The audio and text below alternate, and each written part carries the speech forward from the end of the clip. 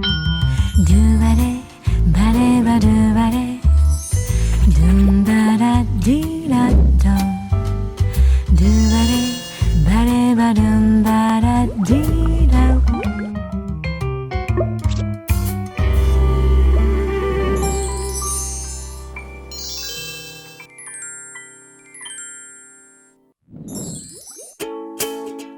Do do do do do do. Do do do do do do. Do do do do do do.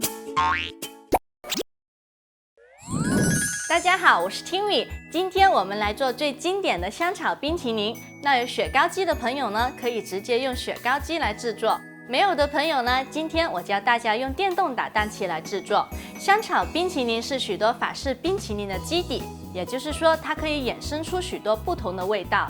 例如加入不同的果酱呢，它就会变成不同味道的冰淇淋了。那我们先来看一下原材料吧，有香草豆荚、纯牛奶、蛋黄、细砂糖、淡奶油以及朗姆酒。如果喜欢醇厚一点口感的朋友呢，可以把配方中的纯牛奶全部替换成淡奶油。那喜欢清爽一点的朋友呢，可以把配方中的淡奶油替换一半为纯牛奶，不能全部都替换成纯牛奶哦，因为这样子做出来的冰淇淋呢会像冰棍一样硬，而制作方法呢都是一样的。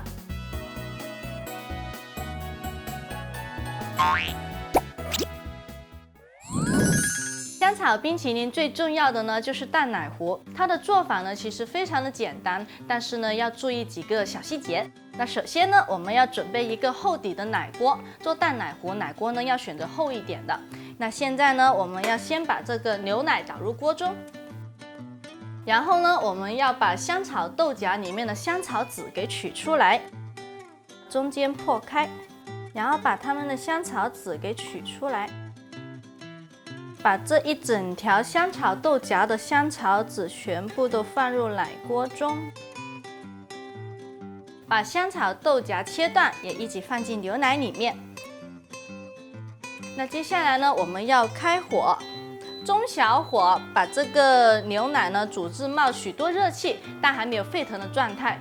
那这个时候呢，我们可以准备一个手动的打蛋器，把那些香草籽呢稍微搓散一下。像现在这样子搓散就可以了。牛奶不能煮到沸腾哦，否则蛋白质就会凝结，牛奶表面呢就会结皮。那没有香草豆荚的朋友呢，可以用15克的香草精来代替。煮到冒非常多的热气呢，那这个牛奶呢就做好了。现在呢，我们可以把它移到一边，然后关火，盖上这个锅盖，把那个香草豆荚呢焖一下，让那个香草味呢充分的挥发出来。那牛奶在焖的时候呢，我们来处理蛋黄的部分。那首先我们要把蛋黄分离出来。今天我们做这个冰淇淋只需要用到蛋黄的部分，蛋清呢是不用的。多出来的蛋清呢，我们可以用来做椰子脆片或者是马卡龙等等只需要用到蛋清的甜品哦。那不会用蛋壳分蛋的朋友呢，大家可以用分蛋器来辅助。那蛋黄分离出来之后呢，我们要把细砂糖呢加进去。用手动的打蛋器呢，把这个蛋黄呢稍微打发一下。那我们可以用这样子画十字的方法。做冰淇淋液呢，在未冷冻之前的甜度呢，我们要做的甜一点点，因为冷冻之后呢，它会降低甜度的。那大家根据喜好来调节。配方中细砂糖的量呢，增减10克呢是没有问题的。打到它颜色变浅、体积膨胀呢就可以了。但是细砂糖呢还没有完全融化，这是正常的。只要它的体积膨胀，里面充满空气呢就可以了。那现在呢，我们要准备这样一个蛋盆固定器来固定我们的蛋盆，因为待会儿呢我们要双手操作。没有的朋友可以用一块湿的抹布垫在蛋盆的底部，防止蛋盆移动，以防蛋奶糊倒了。那现在我们把刚才焖好的这个牛奶呢，一点点的倒进来。等到这个蛋奶糊呢稍微有一点点温度之后呢，倒的呢就可以稍微快一点了。一边加入，一边用打蛋器画圈圈，充分混匀。为什么蛋黄和砂糖要打发到变白，再加入香草牛奶呢？因为蛋黄混合到发白，可以让里面含有空气，让传热的速度呢慢一点。这样将热牛奶倒进去的时候，蛋黄才不会瞬间变得过热而烫熟。全部倒进去之后呢，我们要马上把这个蛋奶糊全部再倒回奶锅里面。然后用刮刀刮一下盆底以及那些没有融化的细砂糖，把它再放回锅中，中小火加热，切记火不可以大。如果不知道什么是中小火呢，那就开到最小吧。这样子是为了防止蛋黄被烫熟而失败。因为这个蛋奶糊本身就有一点温度了，所以回锅之后呢，我们要马上的用刮刀不断的拌匀，这样子是为了让这个蛋奶糊呢受热均匀。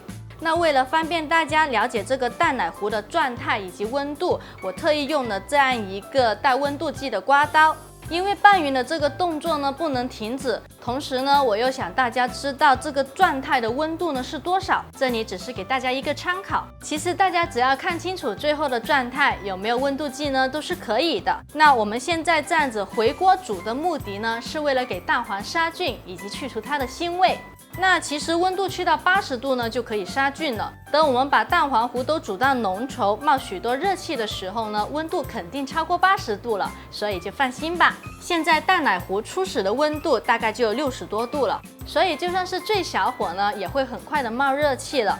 刚开始冒热气的时候呢，温度大概在70多度，我们还要继续搅拌，不要停下来，热气会越来越多，像这个样子，表面的泡沫呢会慢慢的消去，整个蛋奶糊呢都冒热气了，但还没有沸腾，这很重要，不能煮到沸腾哦，沸腾肯定就变成蛋花汤了。现在蛋奶糊呢是82度，我们煮到这个样子呢就差不多了。把奶锅移开炉子，同时还要不断的搅拌，因为厚底的奶锅呢，它有保温作用。这样子搅拌呢，是为了防止底部结块。如果用温度计测试的朋友呢，温度最好不要超过82度，否则的话呢，那个蛋黄很容易凝固结块。那现在我们换一个常规的刮刀来看一下这个蛋奶糊的状态，然后用手指在中间画一条横线，它能挂在刮刀上，同时这个纹路非常的清晰，就表示这个蛋奶糊做好了。现在我们要准备一个面粉骰，然后把这个蛋奶糊呢过滤一下，同时把那个香草豆荚呢也过滤出来。蛋奶糊过滤完之后呢，我们要让它充分冷却，这样在后续步骤加入淡奶油的时候呢，才不会使得打发起来的淡奶油呢消泡。所以现在我们要盖上保鲜膜，然后把它放入冰箱里面冷藏最少30分钟。因为这个淡奶糊我们要完全冰凉之后呢，才可以跟淡奶油混合嘛，所以一般我会提前1天做好，这样子呢就不需要等待了。那淡奶油呢，我也提前称好在碗里了，所以现在我们把它们送入冰箱里面冷藏30分钟。淡奶糊完全冰凉之后，我们现在来打发淡奶油，什么都不用加，直接用电动的打蛋器把它打发成固体，也就是出现纹路不消失的状态。淡奶油只要足够冷是不会打发不起的，所以刚才我把这个蛋盆和淡奶油一起放入冰箱里面冷藏了，就是为了它的初始温度呢低一点，让这个装淡奶油的器皿呢也足够冰凉。我们高速打到泡泡都消失了，淡奶油变浓稠了之后转中速，打发到出现纹路不消失的裱花状态呢就可以了。因为冰淇淋中的水含量越少，冰渣就会越少，而且冰淇淋入口即化的口感，就是因为里面含有空气。冰淇淋机在制作的时候，就是不断的在把空气打进去。那我们没有冰淇淋机，所以在这个步骤呢，要把淡奶油呢打发充足，但也不能打过了，打过了就会油水分离。像现在这样子出现纹路不消失的状态呢就可以了。那我们这个淡奶油做好之后呢，要把它放在一旁备用。现在我们来处理淡奶糊的部分，把那个朗姆酒加入到淡奶糊里面混匀。为什么要冷却了之后再把酒加进去呢？这样可以保留酒的香气，而且在冰淇淋里面加入酒，可以使得冰淇淋更柔软，冰渣更少。因为酒的凝固点呢比水低很多，建议不要省去。如果没有朗姆酒，大家可以用白兰地等烈酒来替代哦。朗姆酒混匀之后，我们要把这个淡奶油呢分2次加进去这个淡奶糊里面。先用刮刀刮一半进来，然后用这个手动的打蛋器轻轻翻拌均匀，手法没有特别的讲究，只要不是拼命的画圈圈呢就可以了。你也可以用刮刀，只不过我觉得打蛋器呢混匀的速度呢会更快一点。混匀之后呢，再把剩余的淡奶油倒进来，然后用同样的方法把它们混合均匀。抖动一下这个打蛋器，那些淡奶油呢就会从打蛋器的中间呢给漏出去。混合均匀之后呢，我们换刮刀来检查一下那个盆的边缘和底部，看看是否还有未混匀的淡奶油。那做好的冰淇淋液呢是非常的稠的，质地接近慕斯糊。冰淇淋液呢就做好了。有冰淇淋机的朋友呢，可以直接把这个冰淇淋液呢放入冰淇淋机里面直接制作。那没有的朋友呢，最传统的方法就是用电动打蛋器来制作了。虽然也还有其他的方法，像把这个冰淇淋液冻成冰块，然后让料理机打成泥，一次搞定。但那样子做出来的冰淇淋呢会比较硬，所以我们还是用打蛋器分次搅打。那做好的冰淇淋液，我们要盖上保鲜膜。再把它放入冰箱的冷冻室，第一次冷冻最少要2个小时。那冷冻室的温度越低，冷冻的时间呢就越短。那我的呢是-15度，所以第一次冷冻的时间呢是2个小时。等到它周围都结出一层厚厚的冰淇淋，然后我们再拿出来搅打。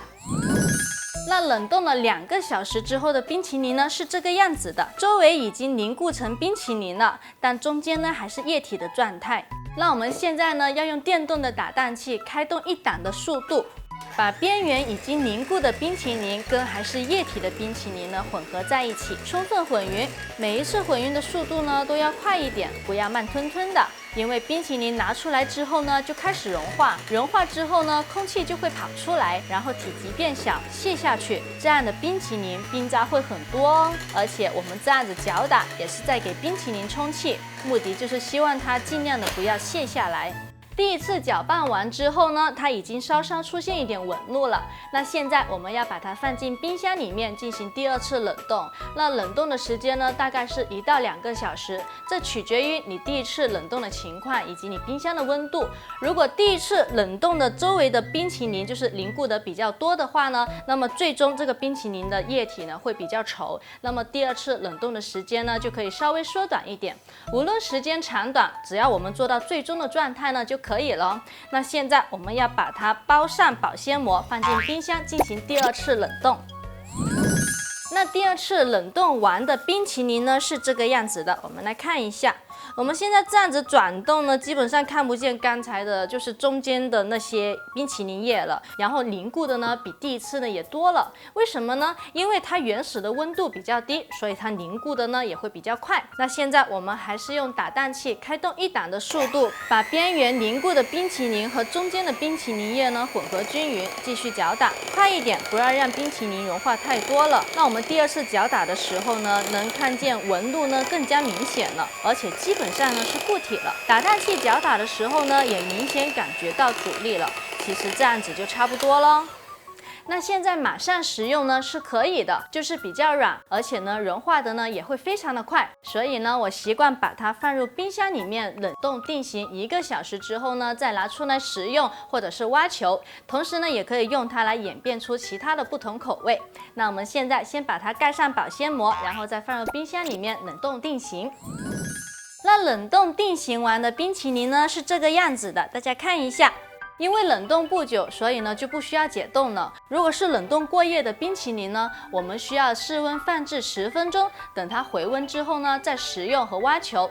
那现在呢它还是很好塑形的，我们可以把它分装到小碗里面，或者是直接挖球。现在我先教大家做一个延伸的口味。那香草冰淇淋呢是基础冰淇淋，所以它是百搭的，我们可以加入不同的果酱，然后就变成了不同味道的冰淇淋啦。那我这里有草莓果酱，我们先做一个草莓口味的。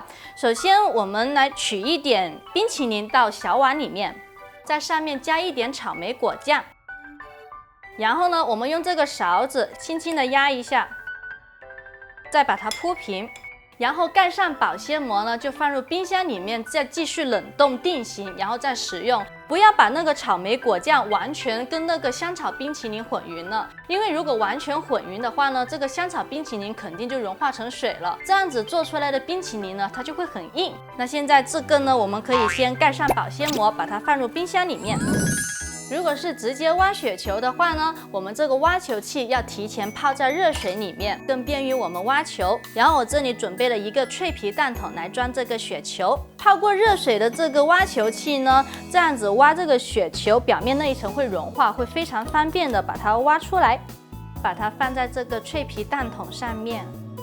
那我们直接这样子吃呢，就已经非常的棒哦。接下来我再教大家做一个造型。那这里呢，我准备了一个脆皮的蛋碗，在底部铺一些草莓。如果大家家里面有草莓果酱的话呢，也可以放一些草莓果酱铺在这个底部。我们再挖一个雪球。那这样子的造型呢就做好了，这样的搭配是我的最爱哦，大家可以试一试。那这个脆皮蛋碗，大家可以参考我另外一期脆皮蛋筒的视频教程。最后跟大家说一下冰淇淋的保质期，它放在冷冻室里面最少可以保存1个月。其实如果不被污染，保存3个月或者是半年呢是没有问题的，但前提呢它必须是一直都是密封的状态，而且不要反复的解冻哦。所以我们像这样子挖完雪球之后呢，就要尽快的把它送回入冰箱里面进行冷冻了。好了，那这个手工版的香草冰淇淋就做好了，大家都学会了吗？如果大家还有什么不懂的地方，可以去到我的网站 tinwy.com 或者是微信公众号的节目下留言，我会尽快回复大家的。如果大家也有做出来，记得去到我的网站 tinwy.com 或者是下厨房交作业哦。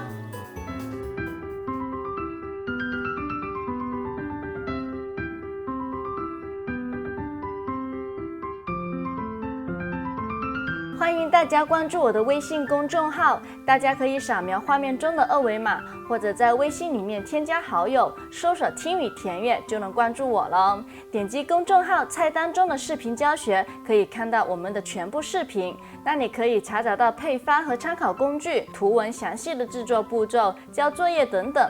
如果有不懂的问题，还可以直接留言咨询。另外，我们的烘焙小店也开张了，欢迎大家光顾哦。